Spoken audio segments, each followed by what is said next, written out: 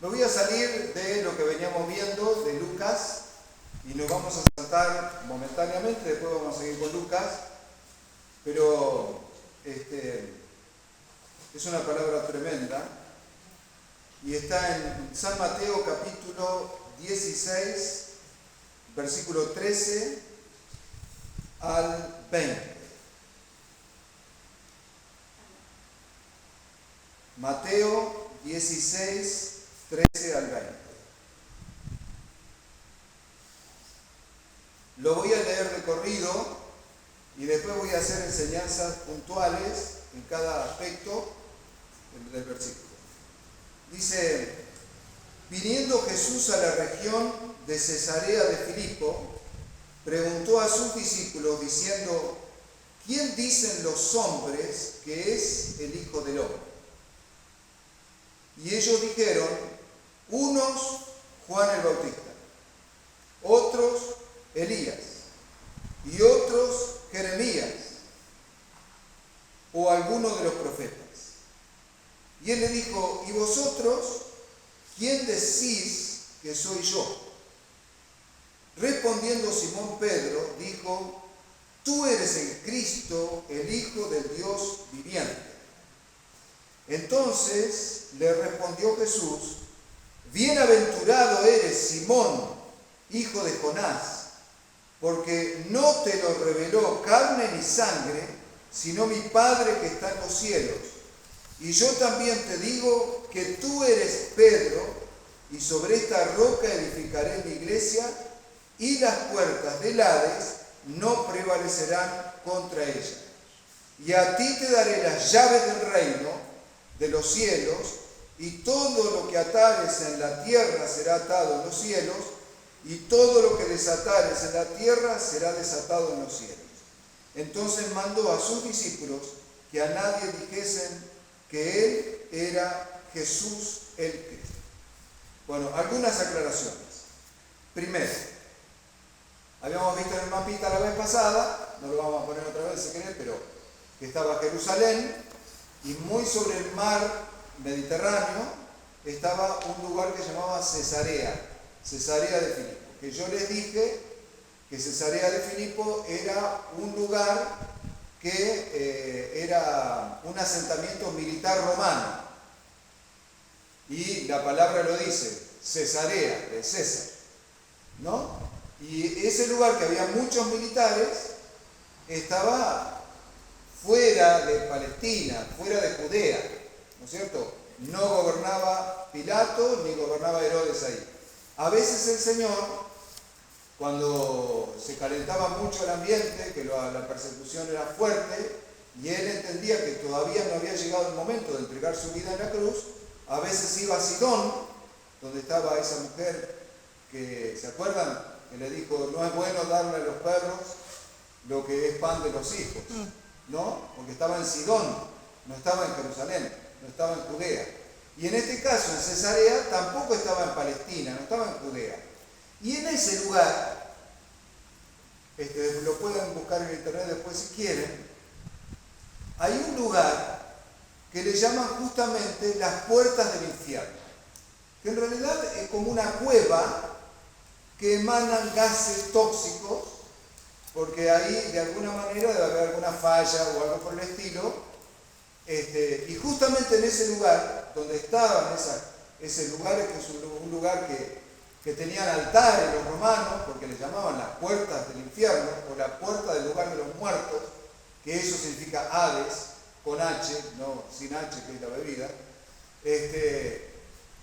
y ahí había altares y había sacrificios, y en ese lugar es que Jesús dice estas palabras: edificaré mi iglesia y las puertas del Hades, o las puertas del infierno, no prevalecerán contra ella. Allí había ese lugar que se llamaba puertas del infierno.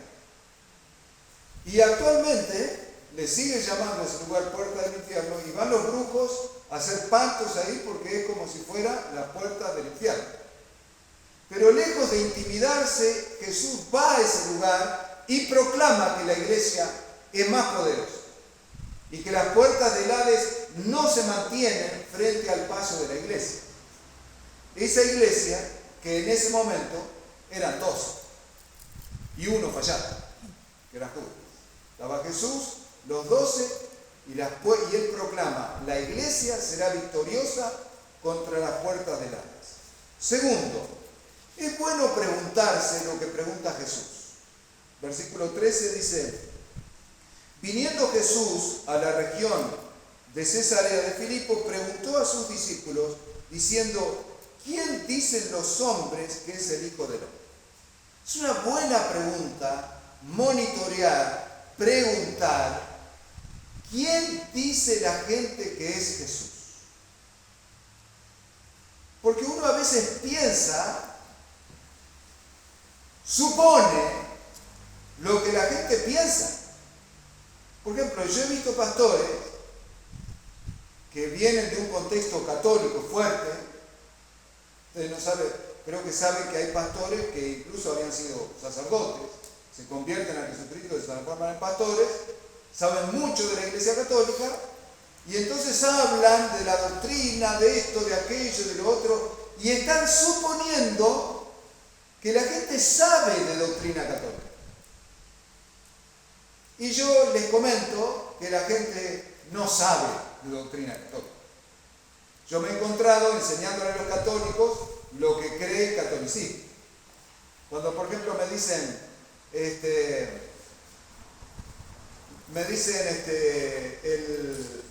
el purgatorio, y los católicos me dicen: ¿y qué es el purgatorio? Ni idea. ¿Y qué es la Inmaculada Concepción de María? Ni idea. Me he encontrado enseñándole a los católicos porque no saben y después refutándose. O sea, tener en cuenta, tener en claro quién dice la gente que soy yo. Es bueno saberlo. Por ejemplo, acá, creo que nadie se imaginaba que la gente pensaba que Jesús era Juan el Bautista. ¿Cómo iba a ser Juan el Bautista si Juan el Bautista lo bautizó? Y a Juan el Bautista le cortaron la cabeza. O sea, los vieron a los dos juntos. Pero la gente suponía que era Juan el Bautista que había resucitado. Herodes, el rey de Galilea, pensaba que era Juan el Bautista que había resucitado. Y otros pensaban que era Elías. Y otros pensaban que era Jeremías. ¿Y por qué? Ojo, que nos puede sorprender mucho lo que la gente piensa acerca de Jesús. Nosotros suponemos que la gente sabe quién es Jesús, porque el nombre de Jesús no le es indiferente. Pero ojo, que lo que saben de Jesús muchas veces no tienen la más mínima idea de lo que significa. Por ejemplo, en los tiempos de los hippies pensaban que Jesús era hippie, ¿no? Mirá las flores del campo, no trabajan, no hilan, loco. Los cuervos, los aves del cielo, loco, no trabajan y tienen que comer, loco. Y se usan ese versículo para decir: Jesús es hippie, ¿no es cierto? Otro, ¿no? Revolucionarios, guerrilleros, ¿qué decían? Que Jesús es el primer revolucionario, el que se opuso al imperio romano y bla, bla, bla.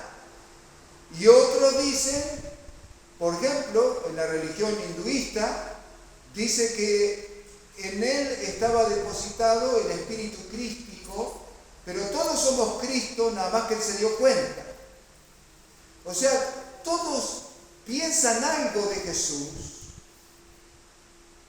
pero no es lo que dice la Biblia acerca de Jesús. Pero es bueno preguntar, no a veces para predicar, para enseñar, a veces hay que preguntar y escuchar. Preguntar y escuchar. Porque vos empezás quizás a refutar cosas que suponés que ellos creen y resulta que no creen eso, creen otra cosa. ¿Quién dice la gente que soy yo? Tenemos que saber a quién le estamos hablando. Saber. Como en Steiger, en la misión le decían conocer la escena, conocer quiénes son, qué suponen. Por ejemplo, mucha gente piensa que Jesús era un tipo común y silvestre, muy sabio, y que lo mataron como mataron a Mahatma Gandhi o algún otro. Un líder que lo mataron, ¿no es cierto? Punto. Pero como dijimos la vez pasada el miércoles, con Jesús no puede haber medias tintas. O crees que es Dios, porque Él se dejó adorar como Señor, como Dios, o tenés que creer que es un chanta, un mentiroso, un lunático, un psiquiátrico, alguien con problemas. Sí. ¿Por qué? Porque si no es Dios y se dejó adorar, tiene problemas graves, ¿o no? Ahora, no puede ser un buen tipo y no ser Dios. ¿Se entiende? ¿Estamos acá? Sí. Entonces, le podés decir, mirá, Él se dejó adorar. ¿Él es Dios? ¿O es un mentiroso? ¿O es un chanta? No podés creer que sea un buen tipo y no sea Dios. De modo que si es Dios, tiene todo que ver con vos. Porque murió en tu lugar para perdonar tus pecados. Ahora, si no es Dios, es como San Martín, como Belgrano, como Sarmiento. O sea, no tiene nada que ver conmigo. No tenés por qué ni siquiera leer lo que dice la Biblia. ¿Se entiende? ¿Me siguen? Sí. Ahora después le preguntó a sus discípulos. Una cosa es preguntarle a gente que no tiene ni idea. Nos podemos llegar a sorprender mucho acerca de lo que la gente puede responder. Sería bueno, un día, yo te voy a hacer una pregunta. Discúlpame, ¿quién pensás que es Jesús? Y escuchen, no contesten, escuchen. Y oren por eso. Pero acá le preguntó, ¿y ustedes, vosotros, quién decís que soy yo? ¿Y qué le contestaron? Porque ellos estaban al lado, obviamente. Exacto. Tenían que saber. Pero más allá de lo que opinan los discípulos, también es una buena pregunta para nosotros. ¿Quién es Jesús para vos? Una cosa es lo que podemos confesar y otra cosa es lo que vivimos. Jesús es Dios. Jesús es tu Señor. Jesús es tu Rey. ¿Sí o no? O Jesús, decís, a veces que muchos creyentes dicen, hablan de las cosas de Dios, o la iglesia, o lo que dice la enseñanza de la iglesia, y sin querer confunden la persona de Jesús con el sistema de la iglesia. Y son dos cosas diferentes. Jesús es el que murió en la cruz por vos. Jesús es tu Rey. Jesús es el Todopoderoso. Qué notable que el único que habló fue Pedro. Y Pedro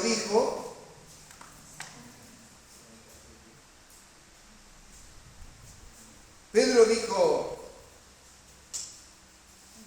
respondiendo Simón Pedro dijo, el versículo 16, tú eres el Cristo, el Hijo del Dios viviente.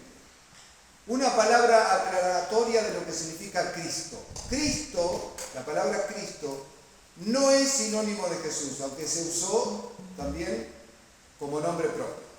El nombre de Jesús era Jesús, que significa Dios salva. Ahora, Cristo significa, es la palabra griega para decir ungido. Es la traducción que en castellano es ungido, en griego se traduce Cristo.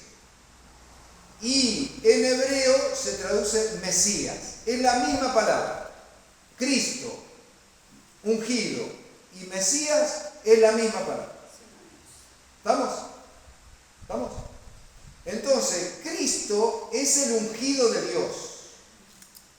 Ahora, incluso ahora, ungir se dice cuando, por ejemplo, una persona toma el mando de presidente, se lo unge como presidente, se lo unge como líder.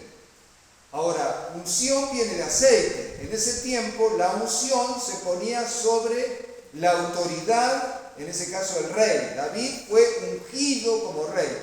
Literalmente, le ponían aceite en la cabeza, un aceite especial. También se ungía a los sacerdotes y también se ungía a los profetas. Entonces Jesús, aunque había habido muchos ungidos, como David, como muchos profetas, como muchos reyes y como muchos sacerdotes, pero el Cristo, el que todo el mundo estaba esperando, era uno, el ungido de Dios. Por eso vino a ser nombre propio. Cristo vino a ser sinónimo de Jesús. Entonces, sí, el ungido es el que nosotros estamos esperando. Y cuando dice el Hijo de Dios viviente, le aplica la divinidad. Porque mi hijo, Micael Esteban Ruppel, es otra persona que yo, aunque muchos piensan que es el mismo. Pero es tan humano como yo. ¿Se entiende? Entonces, el Hijo de Dios participa de la misma naturaleza divina que el Padre. Ahora vos vas a decir, sí, pero yo también soy hijo de Dios y no soy Dios.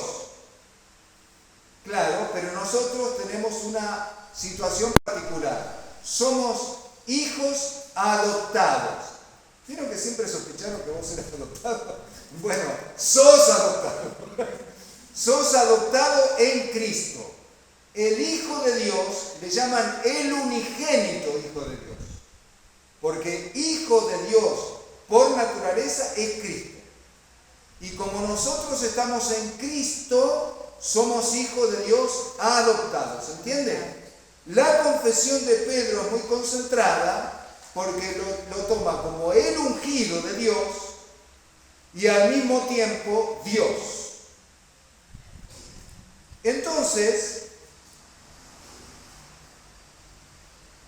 le respondió Jesús, versículo 17, bienaventurado eres Simón, hijo de Jonás, porque no te lo reveló carne ni sangre, sino tu Padre que está en los cielos. Y yo también te digo que tú eres Pedro, y sobre esta roca edificaré mi iglesia, y las puertas del Hades no prevalecerán contra ella. Yo les voy a decir lo que muchas veces, muchas personas desde la cátedra de la Iglesia Católica dicen. ¿Qué dicen de esta palabra? Esta palabra dice, tú eres Pedro, y sobre esta roca edificaré mi iglesia. Entonces Pedro es el fundamento de la Iglesia Católica. De hecho, los cuentos que dice, y un tipo se murió y se fue al cielo, y Pedro lo recibió, y que era el que tenía el llavero, como una especie de encargado, viene de esta palabra que dice, y a ti te daré las llaves del reino. Ahora, yo tengo que refutar esta palabra, ¿no? La iglesia no está fundamentada sobre Pedro. Pedro era una persona como vos y como yo. No puede estar fundamentada la iglesia sobre una persona. Pero quizás muchos digan, sí, pero esa persona fue el primer papa y es infalible. Y yo tengo que seguir refutando y decir, Pedro no era infalible. De hecho, Pablo en la carta a los Gálatas lo trata de hipócrita. Y dice, y su actitud era digna de condenar. Por otro lado, el contexto bíblico dice, Cristo murió por los pecadores, el justo, uno solo, por los injustos, el resto de la humanidad, Pedro incluido. Por supuesto que Pedro es salvo, por supuesto que Pedro es una columna de la iglesia, pero no puede estar la iglesia fundamentada en cualquier persona. Entonces, descartamos la interpretación católica. No es bíblico, no tiene contexto. No puede ser un hombre el fundamento de una iglesia. ¿Se entiende? Entonces, los evangélicos, los protestantes más antiguos, han dicho que en lo que se fundamenta la iglesia es la confesión de Pedro.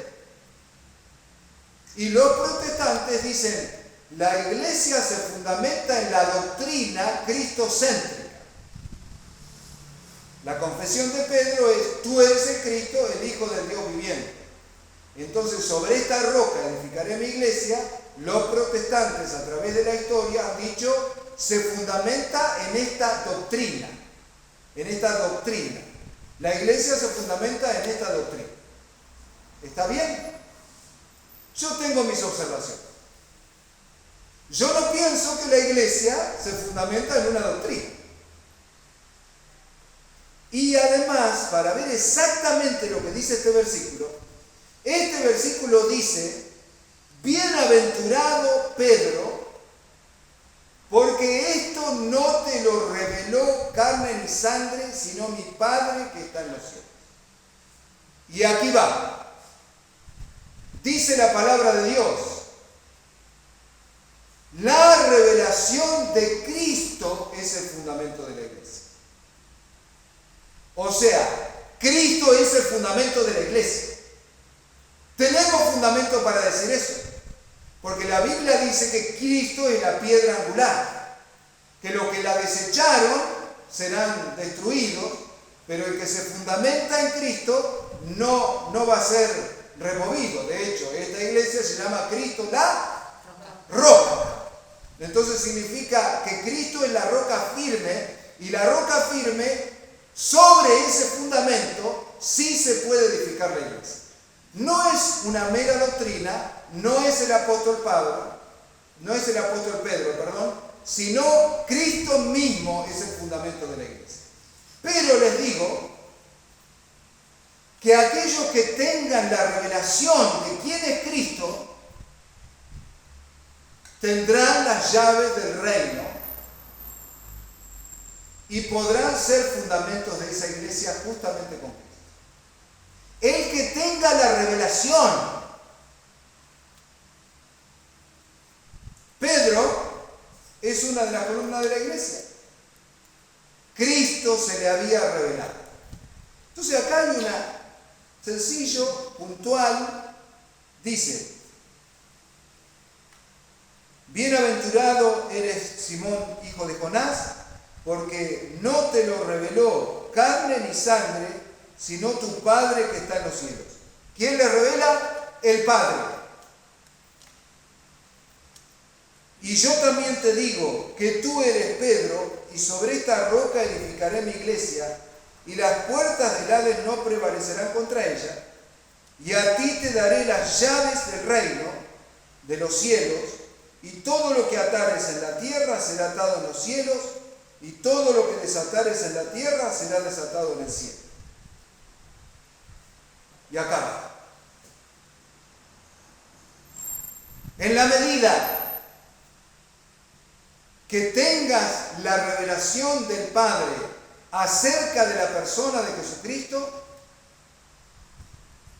tu vida va a ser poderosa en este tiempo.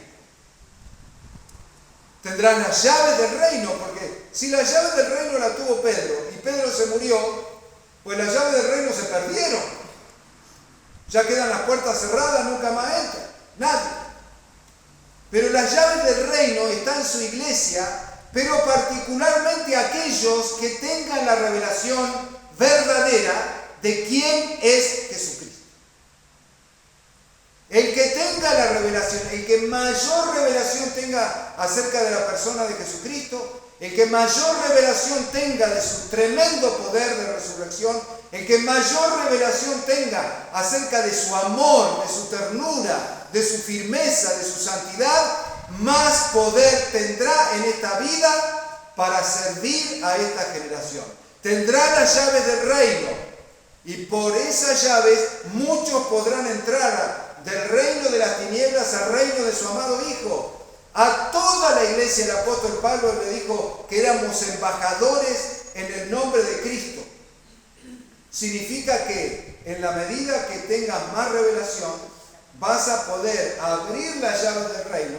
¿Y de qué manera eso? Compartiendo el Evangelio, orando por las personas, mostrando a Jesucristo. Pero la pregunta es, en la medida que vos tengas una verdadera revelación de Jesucristo, una vivencia personal de Jesucristo, un continuo estar con la persona de Jesucristo, pues vas a poder comunicar eso. ¿No? Porque si no, es como si fuera un guía ciego guiando a otro ciego. Los dos caen en el pozo, dice, ¿no? Entonces, en la medida que vos digas, mirá, yo todos los días hablo con Jesús. Como alguien dice, Dios no existe, qué raro, yo todos los días hablo con Él. ¿No? Ese tipo de cosas. Tengo una relación, no tengo una religión. El apóstol Pablo decía, les ruego por las ternuras de Jesucristo.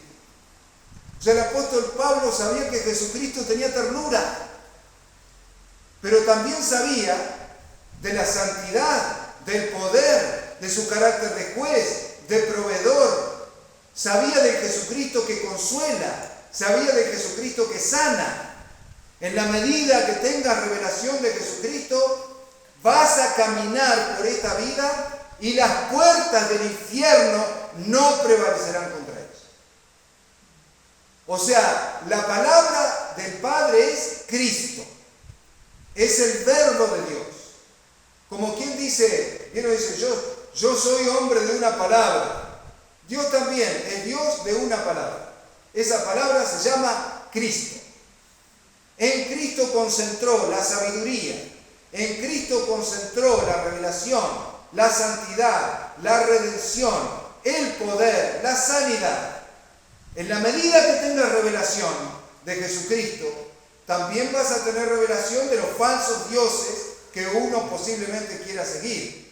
En la medida que vos tengas la revelación de Jesucristo, entonces vas a decir, me quedo con Jesucristo y no con determinado ídolo. En la medida que vos tengas la revelación de Jesucristo, vas a saber que es todo lo que necesitas. Hay quien tiene el sueño así, cuando yo tenga mi propia empresa, entonces voy a ser feliz. Hasta ese momento no voy a ser feliz. Pueden pasar dos cosas. Que lo logres y te das cuenta que ahí no está la felicidad.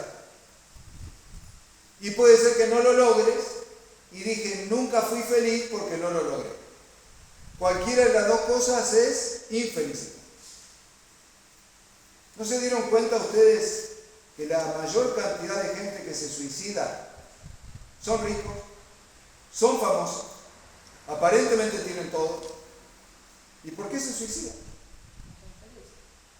Porque la riqueza no satisface, la fama no satisface, el reconocimiento no satisface, que te cases con el hombre o la mujer de tus sueños no satisface. Son todas cosas buenas, pero el fundamento tiene que ser Jesús.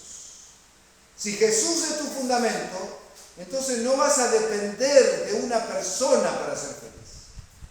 Por eso la pregunta sigue sonando a través de los siglos. ¿Quién es Cristo para vos? ¿Cristo es la persona que recibe la migaja de tu tiempo? ¿Cristo es la persona que recibe la migaja de tu atención?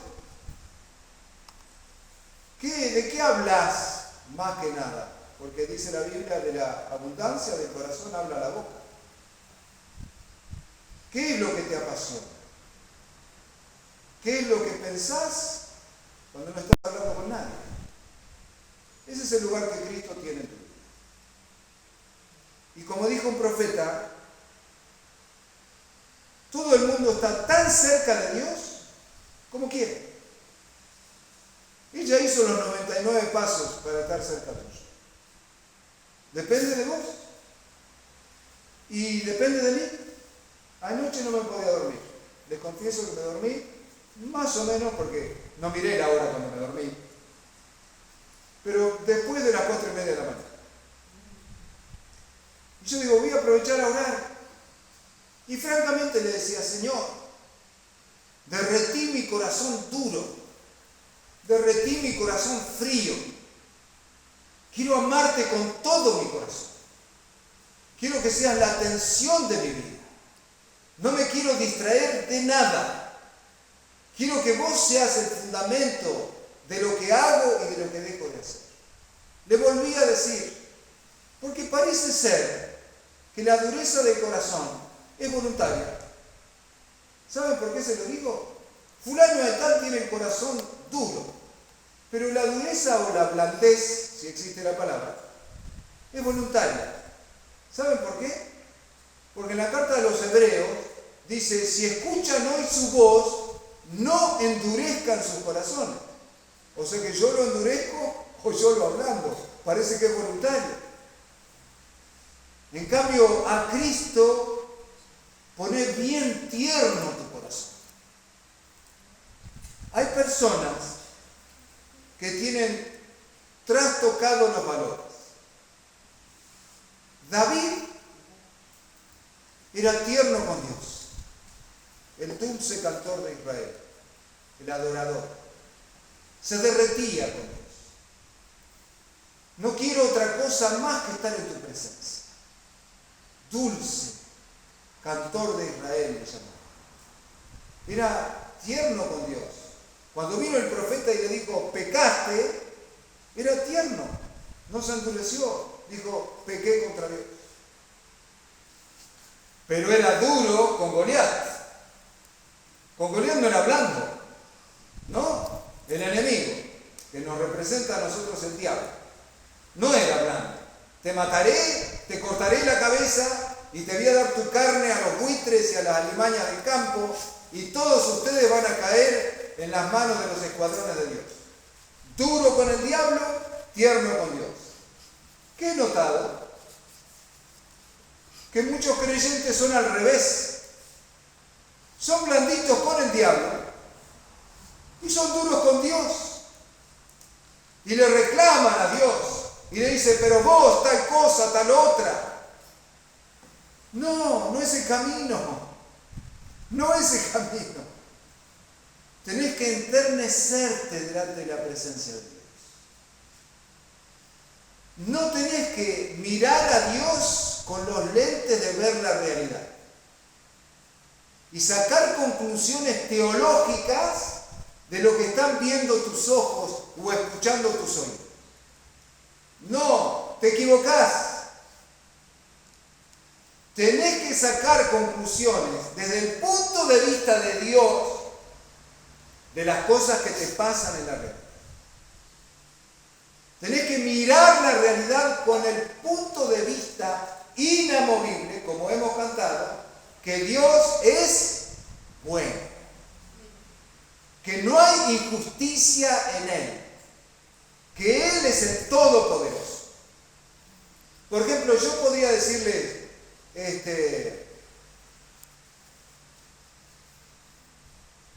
Patricia, se prendió fuego tu casa. Pero estamos bromando, pero si alguien viene desesperado ahí y te dice, Patricia, está prendiendo fuego tu casa, ¿sabés cómo salir? Llegás allá y te dicen, era un chiste.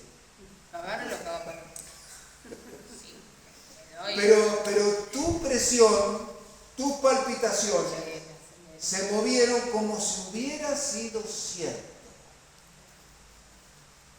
Entonces vos mirás la realidad y la realidad tiene muchas veces apariencias. Lo que no se tiene que mover jamás de vos es tu revelación de Dios. O sea, hay algo que no se debe tocar. Dios es bueno, Dios es justo, Dios sabe lo que hace. Aunque yo no entienda lo que está pasando, no significa que vos tenés que entender todo. ¿No es cierto? No significa que vos tenés que entender todo.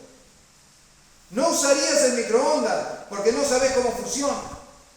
No usarías la electricidad porque no sos técnico ni electromecánico.